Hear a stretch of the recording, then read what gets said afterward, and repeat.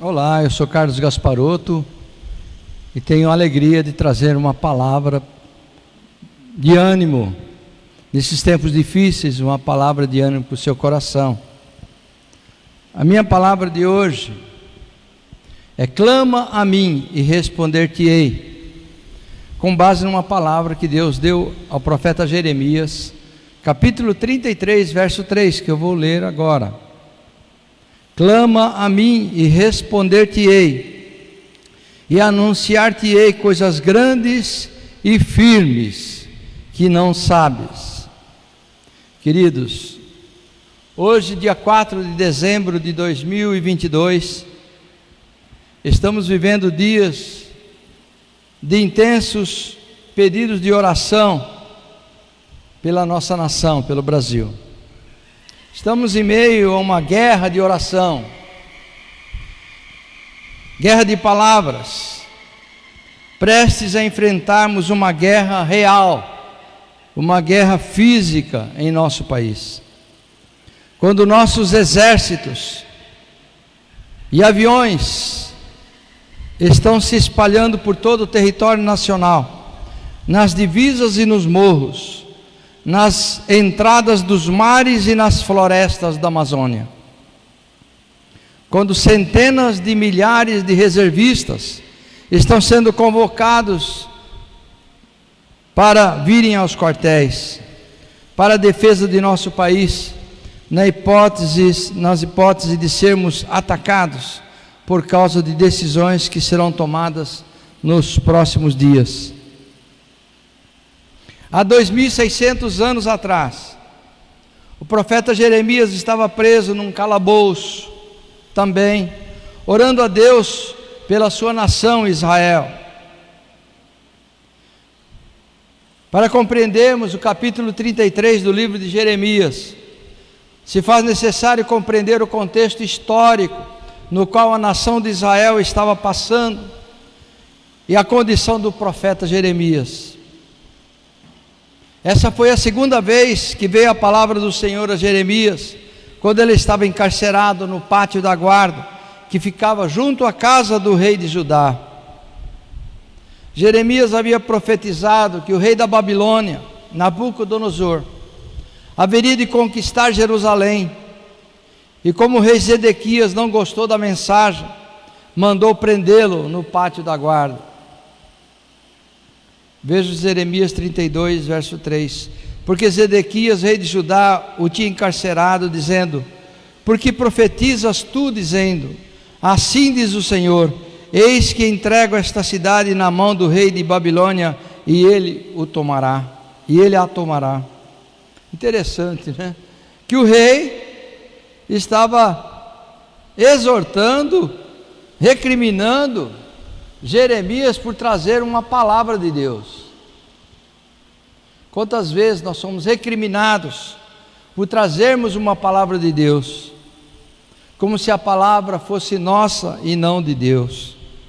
É assim que Zedequias encarava a palavra que Jeremias estava dando por recado do Senhor. Zedequias tinha 21 anos quando começou a reinar em Judá, e reinou por 11 anos apenas. No 10º ano do reinado de Zedequias, quando o exército do rei da Babilônia havia sitiado Jerusalém, veio a palavra do Senhor a Jeremias, e o profeta estava encarcerado. É precisamente em um momento de guerra, quando a cidade de Jerusalém estava sitiada, cercada, e os judeus prestes a serem conquistados e levados para o cativeiro, que veio a palavra de Deus a Jeremias pela segunda vez. Veja que era a segunda vez que Deus falava com Jeremias, um profeta famoso. Quantas vezes nós ficamos desanimados, porque às vezes nós reclamamos que nós não temos palavra profética, ao contrário da riqueza de profecias que temos na palavra de Deus. Jeremias agora tinha a segunda mensagem de Deus. Quantas vezes nós temos dezenas e dezenas e centenas, se não milhares de mensagens de Deus, e ainda reclamamos que é pouco. É nesse contexto que Deus dá a Jeremias uma palavra de alento, contrariando novamente tudo aquilo que os filhos de Jacó pensavam. É dessa situação que analisaremos e compreenderemos quais são as coisas grandes e firmes que Deus disse ao profeta que ele desconhecia. Veja Jeremias 33, de 1 a 3. E veio a palavra do Senhor a Jeremias pela segunda vez, estando ele ainda encarcerado no pátio da guarda, dizendo: assim diz o Senhor que faz isto, o Senhor que forma isto, para o estabelecer, o Senhor é o seu nome. Clama a mim, responder-te-ei, e anunciar-te-ei coisas grandes e firmes que não sabes. Queridos, quando o Senhor fala conosco, Ele anuncia coisas grandes e firmes, porque Deus é grande e porque Deus é imutável, Ele anuncia coisas grandes e firmes. A palavra do Senhor que veio a Jeremias tinha por alvo o próprio profeta, diferentemente das outras mensagens proféticas que tinham por alvo o povo e o rei. A palavra que foi direcionada ao profeta Jeremias é de ânimo, é de alento, pois o profeta estava preso no pátio da guarda, por cumprir expressamente o determinado por seu Senhor.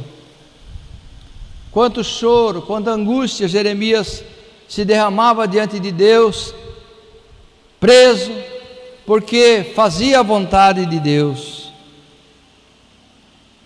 Chorava e orava, se sentindo injustiçado, se sentindo perseguido. Deus se identifica para Jeremias como aquele que estava realizando tudo o que o profeta estava presenciando: a invasão dos caldeus e a queda de Jerusalém. O nome daquele que realizava os eventos que estavam se desenrolando era o próprio Senhor. Jeremias tinha consciência de que a sua prisão era produto da injustiça do rei. Enquanto Jeremias sabia que falava da parte de Deus, o rei Zedequias achava que ele era um falso profeta. Nós também, você também, que fala da parte de Deus, pode estar levantando a ira de alguns que não acreditam naquilo que nós acreditamos, naquilo que você acredita. Portanto, fique firme na sua posição, ainda que você seja preso, ainda que você seja perseguido, assim como Jeremias ficou firme no que ele dizia, porque ele falava em nome de Deus.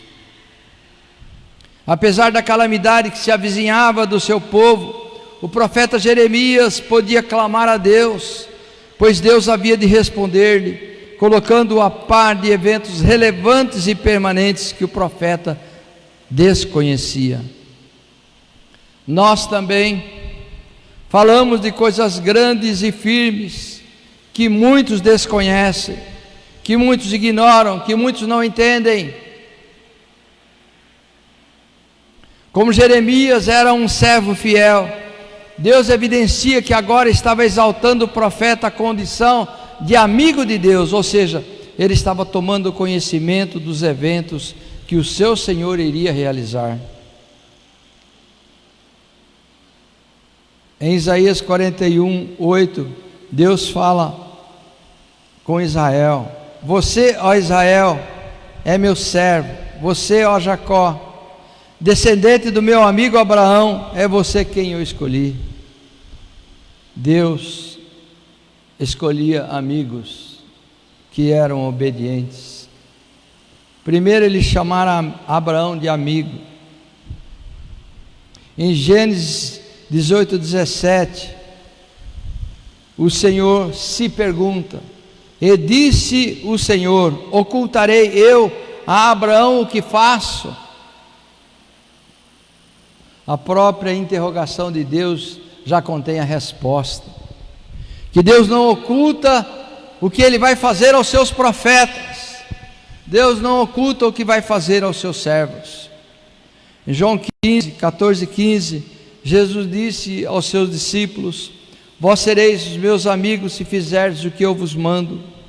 Já vos não chamarei mais de servos, porque o servo não sabe o que faz o seu senhor, mas tenho-vos chamado amigos, porque tudo quanto ouvi de meu Pai vos tenho feito conhecer. Jesus nos chama de amigos. Quão grande, quão doce é ter um amigo verdadeiro como é Jesus. Jesus não nos engana, não falha, e Ele nos chama de amigos.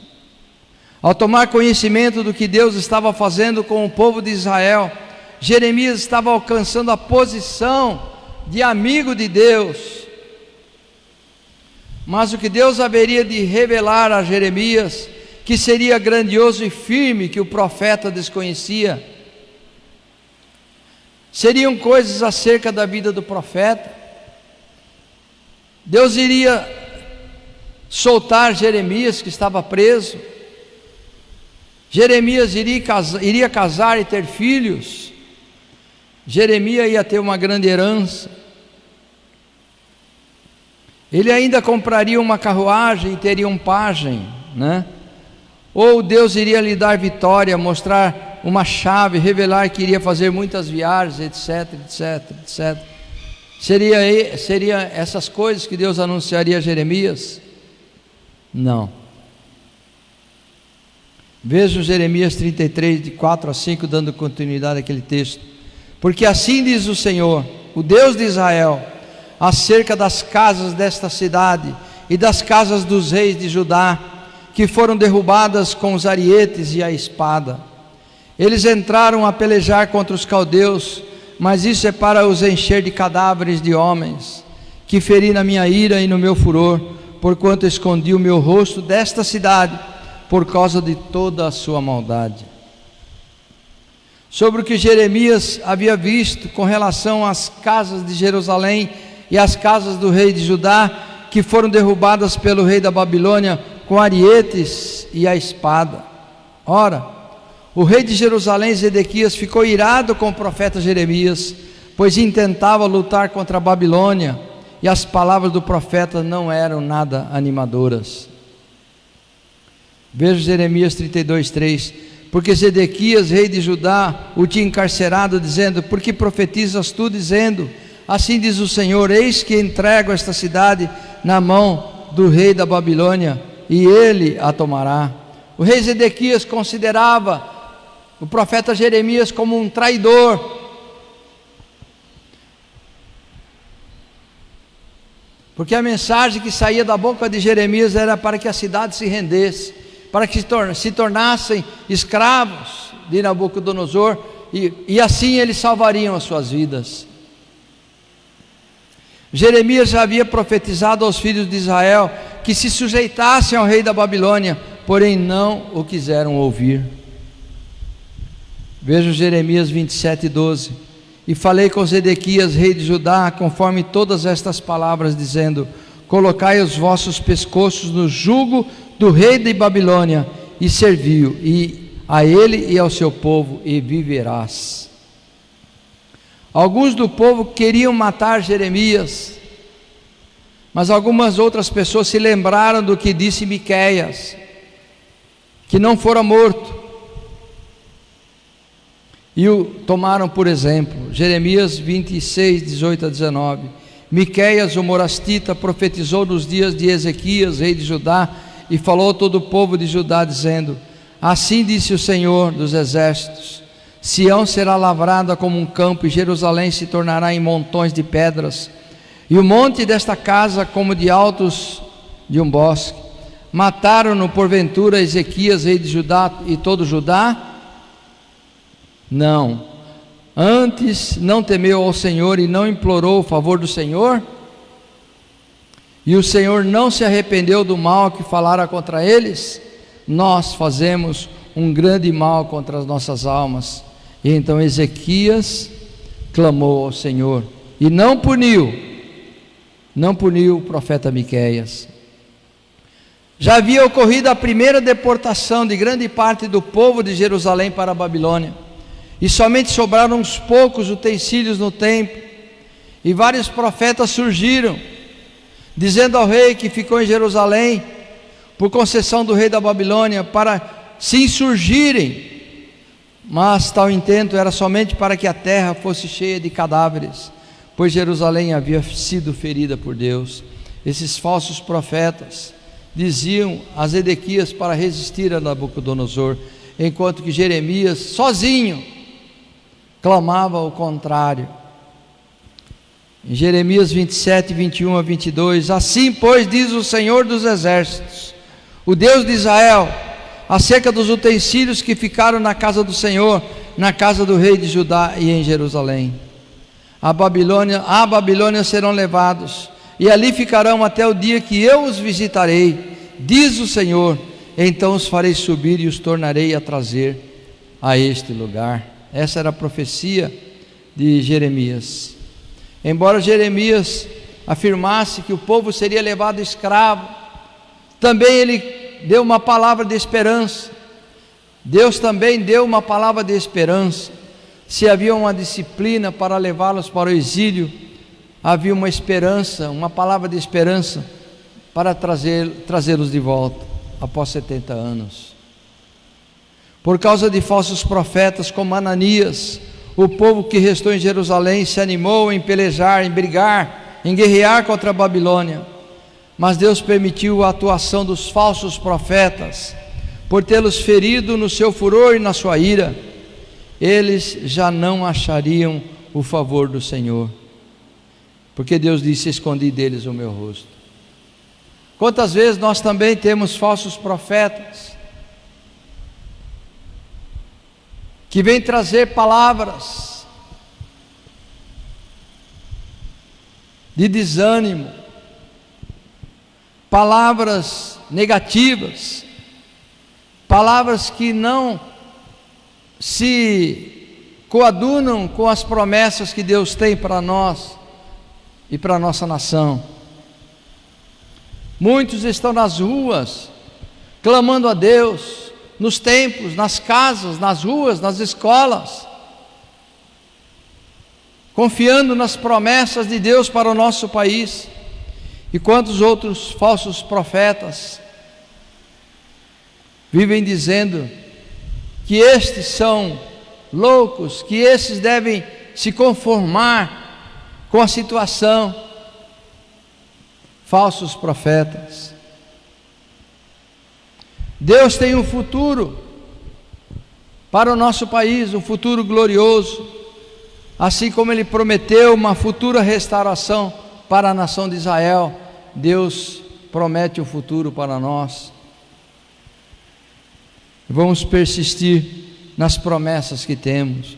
Em Jeremias 33, nos versos 6 a 9, diz: eis que eu trarei a ela saúde e cura, os sararei e lhes manifestarei abundância de paz e de verdade, e removerei o cativeiro de Judá e o cativeiro de Israel, e os edificarei como no princípio, e os purificarei de toda a sua maldade com que pecaram contra mim, e perdoarei todas as suas maldades com que pecaram e transgrediram contra mim.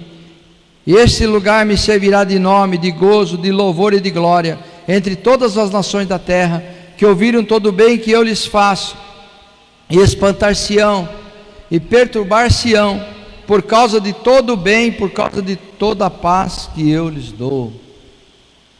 Amados, o Senhor prometeu livrar o nosso país da corrupção. O Senhor prometeu livrar o nosso país da escravidão, que o Brasil se torna terra de liberdade, terra de avivamento. E avivamento é conversão de vidas, viu? Avivamento é pregação do Evangelho. Nunca se viu um país com tanta pregação do Evangelho, com tantas curas pela TV, com tantas curas nos templos, nas casas. Os Estados Unidos que foi de onde saíram milhares de missionários para virem ao Brasil, há cerca de 150 anos para cá, onde tinha centenas de programas de TV, feitos por pastores, e hoje, nos nossos dias, não se compara a glória que Deus tem revelado por meio de Cristo, convertendo vidas, por meio, não somente dos canais de TV, mas principalmente agora, nos canais de YouTube e do Facebook. Tem um pastor no Paraná, um pastor Sandro Rocha, que tem feito cultos pelo YouTube e pelo Facebook. Ele faz 2 cultos, um de manhã e outro à noite. E esse pastor, e a parte da tarde, ele fala sobre os acontecimentos do dia. São 3 postagens todos os dias. E pastor Sandro tem alcançado milhões de pessoas todos os meses. Todos os meses. Os seus cultos atingem cerca de 50 mil pessoas cada culto. Amados, nunca se viu tantas conversões como se acontece nos nossos dias. Muitas, milhares de conversões estão acontecendo exatamente nesse momento. Quando a igreja foi para a rua, muitos estão aceitando o Evangelho nesses contatos de rua. O Senhor prometeu a Jeremias que viriam dias que Ele traria paz para a nação de Israel, a nação rebelde e desobediente. E nesses 70 anos de cativeiro, Deus promete que iria curar a nação, como de fato curou. Quando Israel foi para a Babilônia, eles eram idólatras. Quando retornam para Jerusalém, nunca mais se vê um ídolo no meio do povo de Israel. O profeta Jeremias observou com desesperança a maravilhosa Jerusalém destruída e o que restou da nação após a deportação. Mas Deus garante ao profeta que haveria de sarar a cidade, trazendo cura e proporcionando paz e verdade em abundância. A cura era crerem em Deus. Essa era a cura, acreditarem no Senhor e confessarem ao Senhor. A promessa de Deus é de remoção do cativeiro das 2 nações, Judá e Israel, tornando as 2 nações em uma só, assim como foram no princípio. Quando o povo de Jacó saiu do Egito, era um só povo, sob uma só bandeira, mas à época do profeta Jeremias a nação estava dividida. Veja a promessa de Ezequiel 37, 22: e deles farei uma nação na terra, nos montes de Israel, e um rei será rei de todos eles, e nunca mais serão 2 nações, nunca mais para o futuro se dividirão em 2 reinos.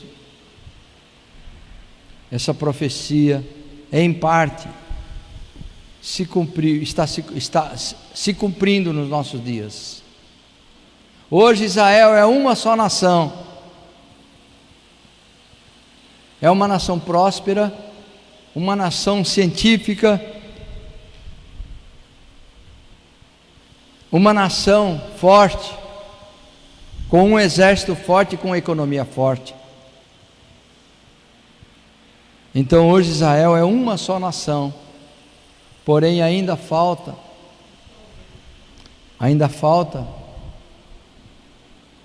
uma parte, ainda falta cura para Israel. Somente no dia aprazado por Deus, no dia marcado por Deus, a maldade dessa nação seria purificada. Naquele dia as transgressões dos filhos de Israel seriam perdoadas, ou seja, quando Cristo reinar em Israel. Ezequiel 37, 24.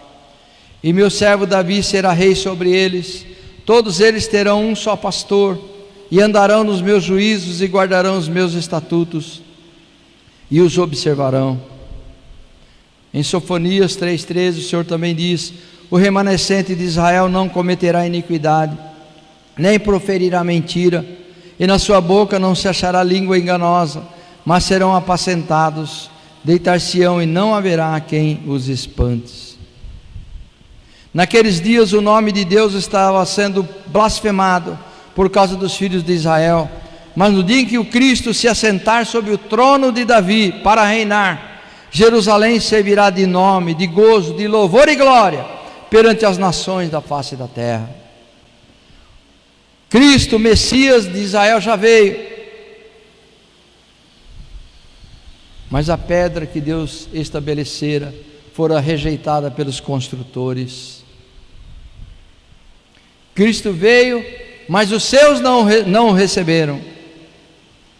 Foram espalhados pelas nações, retornaram para lá em 1948 e de lá para cá, porém ainda não se curvaram ao Messias enviado por Deus. Veja Isaías 52:5 e Romanos 2:24. E agora, que tenho eu que fazer aqui, diz o Senhor, pois o meu povo foi tomado sem nenhuma razão. Os que dominam sobre ele dão uivos, diz o Senhor, e o meu nome é blasfemado incessantemente o dia todo. O nome de Cristo é blasfemado, continua sendo blasfemado pela nação de Israel. Os líderes religiosos de Israel dos dias de hoje chamam a Cristo de Beelzebu, de herege, porque não reconhecem a Cristo como Filho de Deus, a Cristo como seu Messias. Os gentios, por outro lado, não sabiam que o povo de Israel havia sido entregue ao cativeiro por causa dos seus pecados, e reputavam que Deus não havia cumprido a sua boa palavra anunciada aos pais. Mas quando ouvirem tudo o que Deus fizer pela nação de Israel, os povos se espantarão e se perturbarão diante do que Deus irá realizar, bênçãos e paz. Jeremias 33, de 10 a 13. Olha a promessa de Deus para o futuro da nação.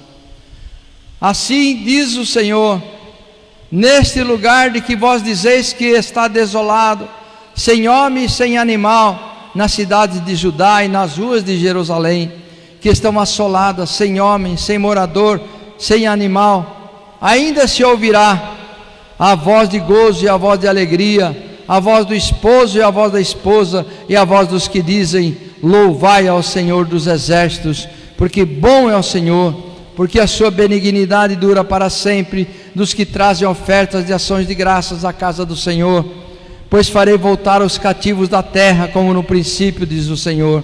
Assim diz o Senhor dos exércitos: ainda neste lugar que está deserto, sem homem nem animal, e em todas as suas cidades haverá uma morada de pastores, que façam repousar os seus rebanhos, nas cidades das montanhas, nas cidades das planícies, nas cidades do sul e na terra de Benjamim, e nos contornos de Jerusalém e na cidade de Judá, ainda passarão os rebanhos pelas mãos dos contadores, diz o Senhor. Embora fosse noticiado que Jerusalém estava deserta, sem moradores, sem animais, um dia ainda haveria de se ouvir a voz de gozo e de alegria, diz o Senhor. Novamente se ouvirá falar em festas de núpcias, e se ouvirá os levitas cantando: louvemos ao Senhor.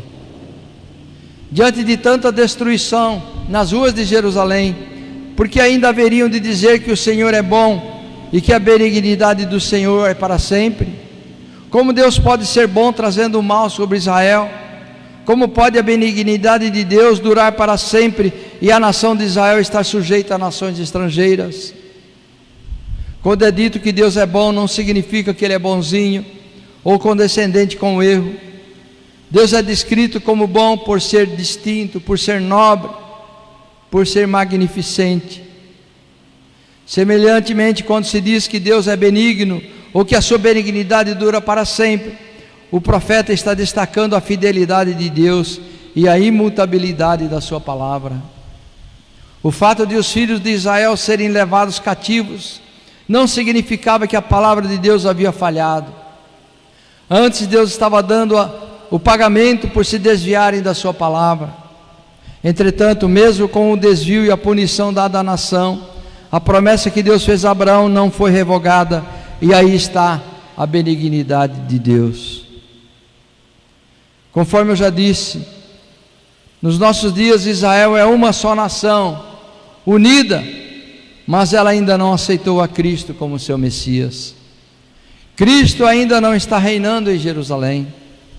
Em Lamentações 3, o mesmo profeta diz: as misericórdias do Senhor são uma causa de não sermos consumidos, porque as suas misericórdias não têm fim, novas renovam-se a cada manhã, e grande é a sua fidelidade. A misericórdia de Deus está atrelada à sua palavra, e é por isso que o profeta Abacuque, ao saber que Deus haveria de punir a maldade dos filhos de Israel, disse em Abacuque 3:2: ouvi, Senhor, a tua palavra e temi. Aviva, ó Senhor, a tua obra no meio dos anos, faça-a conhecida na tua ira, lembra-te da tua misericórdia. A misericórdia não está ligada a orações, a jejuns, a imprecações ou a sacrifícios, mas sim ao estabelecido por Deus na sua palavra. A misericórdia de Deus é o cumprimento da sua palavra. A misericórdia de Deus consiste em nos dar a sua justiça, em nos dar a sua salvação, em nos conceder um mandamento que nos salve. Acerca da nação de Israel, a misericórdia de Deus está atrelada à promessa que ele fez a Abraão. Já com indivíduos da nação, a misericórdia de Deus é concedida àqueles que o amam. Êxodo 20, versículo 6: e faço misericórdia a milhares dos que me amam, e aos que guardam os meus mandamentos.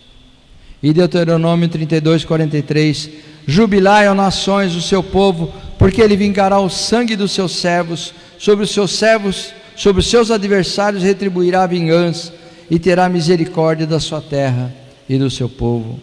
Amados, o Brasil é fruto da misericórdia de Deus. O Senhor tem misericórdia da nossa terra e do nosso povo. O Senhor já castigou o nosso povo por causa da sua maldade. O Senhor feriu os brasileiros por causa da sua incredulidade e por causa da sua idolatria. O Brasil sofre 500 anos na mão do inimigo, mas a hora da libertação chegou. Cristo é glorificado nesta terra, Cristo é pregado nas esquinas, Cristo é pregado nos altos e nos baixos, porque a glória de Deus enche toda a nossa nação. Acabou o tempo da punição, e o tempo da liberdade chegou, e todos aqueles que tentam oprimir os brasileiros vão receber o pagamento de Deus. Com relação ao versículo 6 de Êxodo 20, se alguém deseja a misericórdia divina, precisa guardar os mandamentos. Já com relação à nação de Israel, o remanescente sempre será salvo, pois a boa palavra anunciada a Abraão jamais voltará vazia. Em Isaías 10, 22 está escrito: porque ainda que o teu povo Israel seja como a areia do mar, só um remanescente dele se converterá. Uma destruição está determinada, transbordando em justiça. Ezequiel 6,8: porém deixarei um remanescente, para que tenhais entre as nações alguns que escaparem da espada, quando fordes espalhados pelas terras. Existe um remanescente entre o povo de Israel. Existem alguns crentes em Cristo, e eles são chamados de messiânicos, porque creem em Jesus como Senhor e Salvador, creem em Jesus como o Messias enviado por Deus, então existe um remanescente que vai abençoar a nação de Israel. A cidade deserta ainda haveria de abrigar pastores e seus rebanhos, e nos arredores de Jerusalém os contadores de rebanhos voltariam a praticar o seu ofício. E então a promessa do Messias é feita, e a vinda do Messias é cumprida, e o retorno do Messias para reinar está em perspectiva. Veja Jeremias 33, de 14 a 20. Eis que vem dias, diz o Senhor, em que cumprirei a boa palavra que falei à casa de Israel e à casa de Judá. Naqueles dias e naquele tempo farei brotar a Davi um renovo de justiça, e ele fará juízo e justiça na terra. Naqueles dias Judá será salvo e Jerusalém habitará seguramente, e este é o nome com o qual Deus o chamará, Deus a chamará: o Senhor é a nossa justiça, ou Yahvé Tsidkenu, o Senhor é a nossa justiça. Porque assim diz o Senhor: nunca faltará a Davi homem que se assente sobre o trono da casa de Israel, nem aos sacerdotes levíticos faltará homem diante de mim que ofereça holocaustos, queime oferta de alimentos e faça sacrifício todos os dias. Aqui Deus promete a vinda definitiva do Messias para reinar em Jerusalém. Deus estava anunciando ao profeta Jeremias coisas insondáveis, coisas grandes e firmes, imutáveis, e que ele desconhecia. Ou seja, um dia Deus cumpriria a boa palavra que anunciou por intermédio dos seus profetas acerca das duas nações de Israel e Judá. Jeremias desconhecia como seria a vinda do Messias. Nós o conhecemos, porque temos visto, ouvido e conhecido como Cristo veio, exerceu seu ministério, formou discípulos, foi morto e ressuscitou, e subiu aos céus, onde está à direita do Pai. São palavras que Jeremias desconhecia, são palavras firmes que Jeremias não conhecia. Que boa palavra seria essa? A palavra acerca do descendente prometido a Abraão e a Davi, a vinda do Messias, o renovo de justiça. A restauração da nação depende da vinda do Messias, o renovo de justiça que Deus faria brotar da linhagem de Davi. Deus já fez o renovo brotar na descendência de Davi há 2022 anos. Porém, conforme a profecia anunciada a Davi por intermédio do profeta Natã, o descendente prometido teria uma missão, antes de lhe ser dado o reino: construir um templo para Deus. Essa era a missão final do Messias prometido: construir um templo para Deus. Veja 1 Crônica 17, de 11 a 14.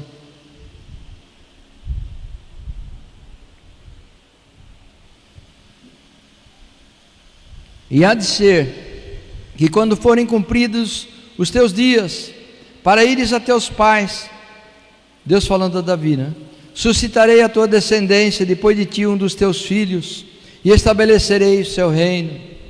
Este me edificará a casa, e eu confirmarei o seu trono para sempre.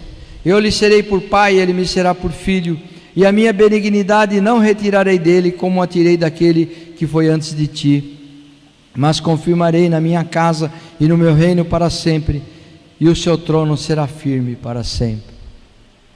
O renovo justo veio e é a pedra angular do templo santo edificado a Deus, e os cristãos, por sua vez, são pedras vivas, utilizadas na edificação dessa casa a Deus, edificada não com mãos humanas, mas segundo a palavra de Deus.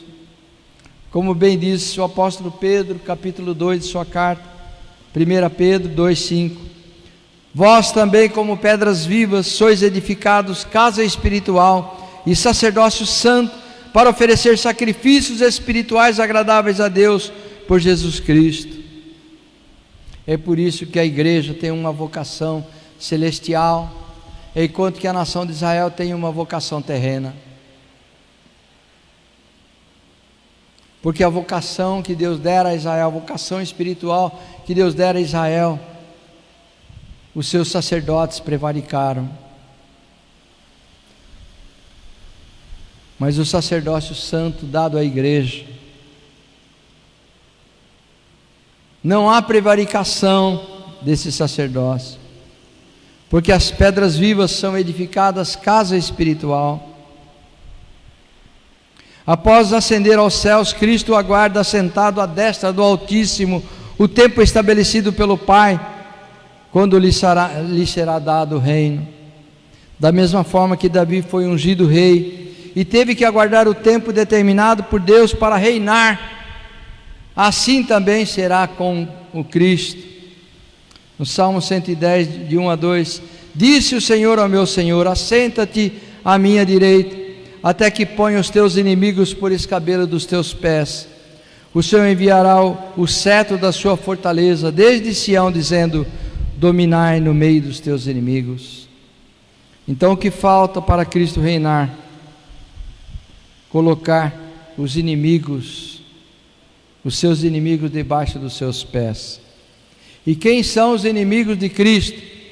Os inimigos de Cristo são os inimigos da igreja. Os inimigos de Cristo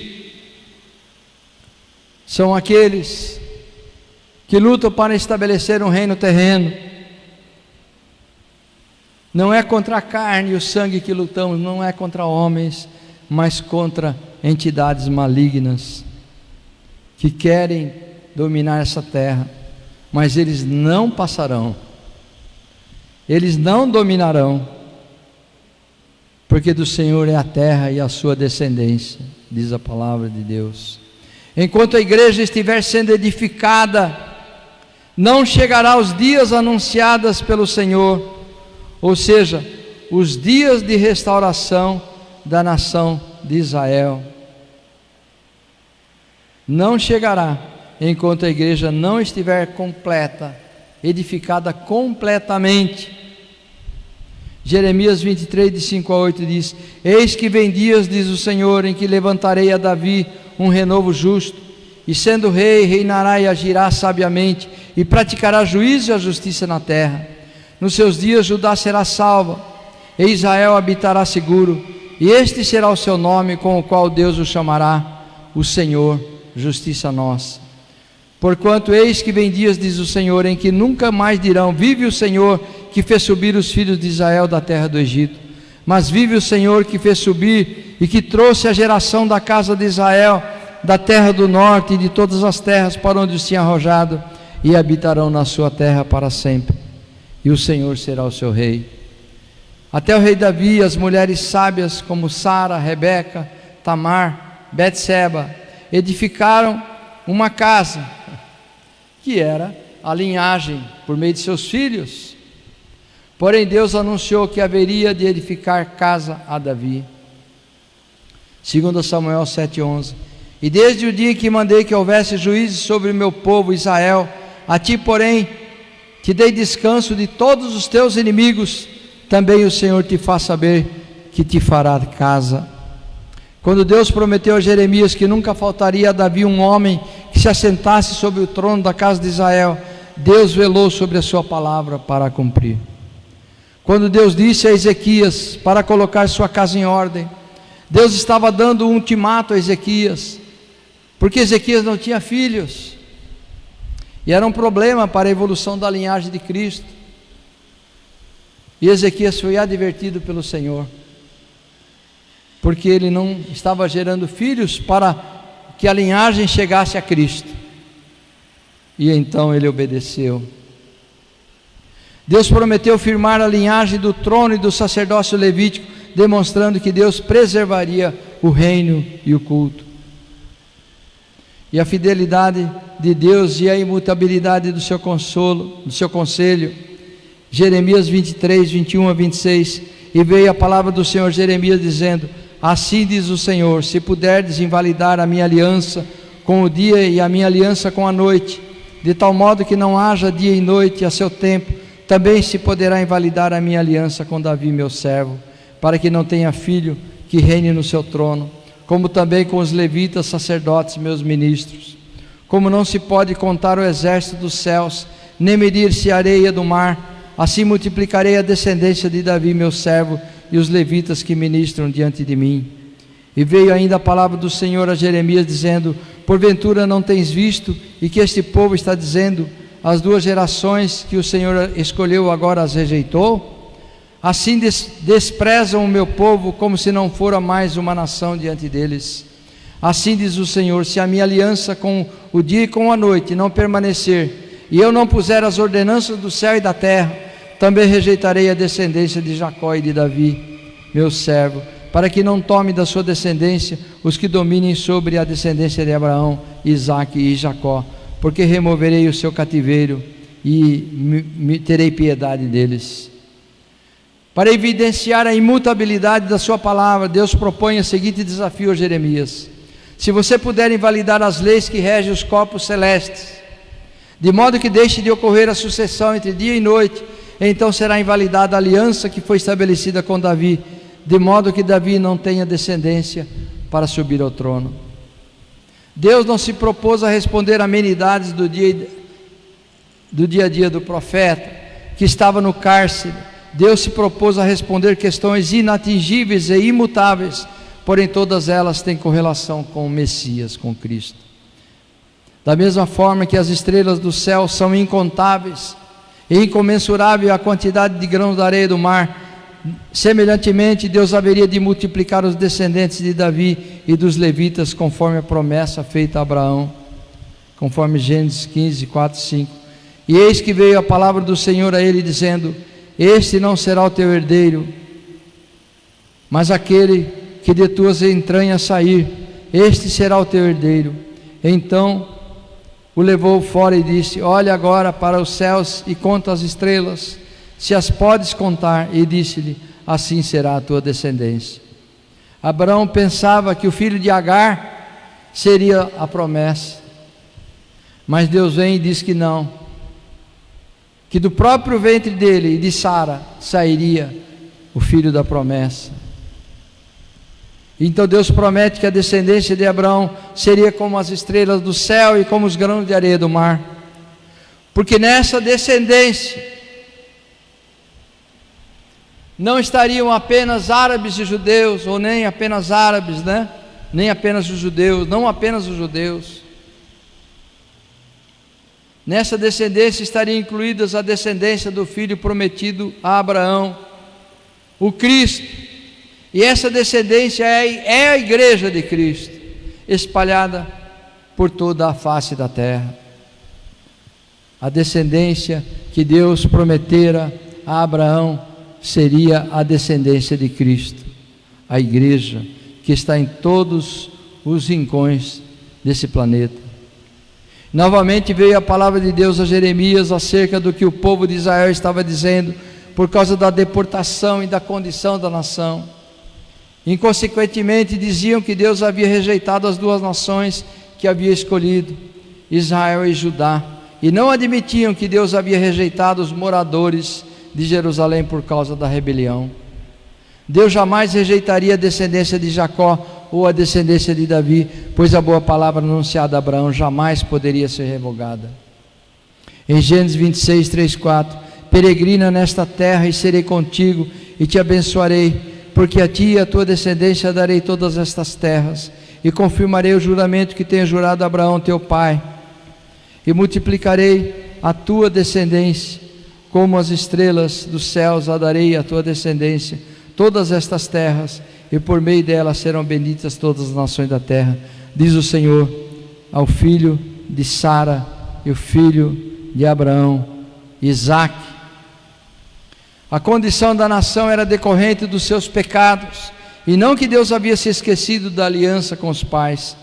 Isaías 1, de 4 a 8: ai, nação pecadora, povo carregado de iniquidade, descendência de malfeitores, filhos corruptores, deixaram o Senhor, blasfemaram o Santo de Israel, voltaram para trás.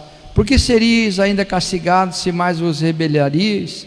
Toda a cabeça está enferma e todo o coração fraco, desde a planta do pé até a cabeça, não há nele coisa sã, senão feridas, inchaços e chagas podres.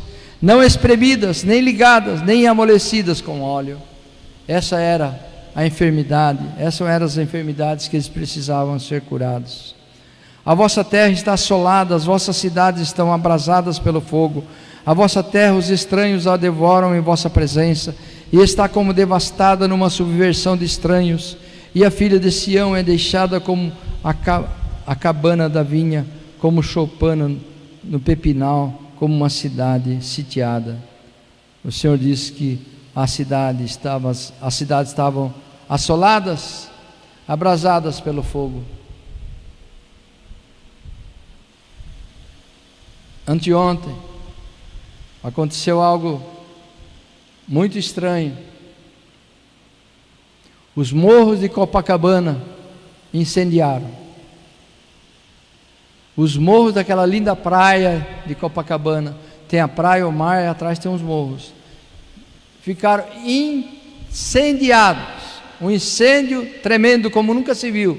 E a pessoa que estava filmando falando: meu Deus, isso nunca aconteceu aqui antes. Amados, quando a terra está assolada, está sendo dizimada pelo fogo, o Senhor vem e promete que sararia essa terra. Assim como o Senhor prometeu a Jerusalém, a Israel, que a sua chaga seria curada, da mesma forma a chaga brasileira está sendo curada pelo Senhor. Além de não reconhecerem que era em decorrência da desobediência que estavam sendo destruídos, os filhos de Israel consideravam que a nação jamais seria restaurada, e assim desprezavam o Senhor mais uma vez. Eles não criam. Mas diante da insensibilidade e da falta de confiança do povo de Israel, Deus reafirma a sua boa palavra anunciada a Abraão.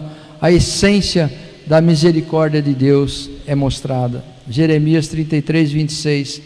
Assim diz o Senhor: se a minha aliança com o dia e com a noite não permanecer, e eu não puser as ordenanças dos céus e da terra, também rejeitarei a descendência de Jacó e de Davi meu servo, para que não tome da sua descendência os que dominem sobre a descendência de Abraão, Isaque e Jacó, porque removerei o seu cativeiro e terei piedade deles. O Senhor remove o cativeiro de Israel e tem piedade deles. Da mesma forma, o Senhor remove o nosso cativeiro, o cativeiro da nação brasileira, e tem piedade da nação brasileira. Para compreender a natureza da misericórdia de Deus, se faz necessário compreender o expressado pelo autor do livro de Hebreus, Hebreus 6, 13 e 18. Porque quando Deus fez a promessa a Abraão, como não tinha outro maior por quem jurasse, jurou por si mesmo, dizendo: certamente abençoando-te abençoarei, e multiplicando-te multiplicarei. E assim, esperando com paciência, alcançou a promessa, porque os homens certamente juram por alguém superior a eles, e o juramento para confirmação é para eles o fim de toda contenda. Por isso, querendo Deus mostrar mais abundantemente a imutabilidade do seu conselho aos herdeiros da promessa, se interpôs com juramento, para que por duas coisas imutáveis, nas quais é impossível que Deus minta, tenhamos a firme consolação, nós os que colocamos o nosso refúgio em reter a esperança proposta, diz o livro de Hebreus. Para Abraão, Deus jurou por si mesmo, dizendo: certamente abençoando-te abençoarei, e multiplicando-te multiplicarei. E com as pessoas que alegavam que Deus havia rejeitado as duas nações, Deus repete o juramento sobre novos termos, de modo que pudessem considerar e entender. O cativeiro de Israel e Judá só não seria desfeito se fosse possível revogar as leis de Deus, as leis que Deus estabeleceu para reger os dias e as noites. Talvez utilizando novos argumentos, o povo de Israel pudesse compreender o que significa Deus jurar por si mesmo. O que Deus anunciou a Jeremias já havia anunciado ao povo de Israel através do profeta Isaías, Isaías 48, de 6 a 8. Já o tens ouvido, olha bem para tudo isto, porventura não anunciareis? Desde agora te faço ouvir coisas novas e ocultas e que nunca conheceste. Olha, as mesmas palavras que Deus dera a Isaías, ele dá a Jeremias. Agora são criadas e não há muito, e antes desse dia não as ouviste, para que porventura não digas: eis que eu já sabia. Nem tu as ouviste, nem tu as conheceste, nem tampouco há muito foi aberto o teu ouvido, porque eu sabia que procederias muito perfidamente e que eras chamado transgressor desde o ventre. É a palavra que o Senhor dá à nação por meio do profeta Isaías. Observe que o que Deus disse a Jeremias não era diferente do que ele havia dito ao povo rebelde, pois Deus não tem uma palavra melhor para Jeremias pelo fato de ser profeta. A palavra de Deus a Jeremias é a mesma anunciada ao povo, mesmo eles sendo transgressores diante de Deus. E como aplicar a lição de Jeremias à igreja de hoje?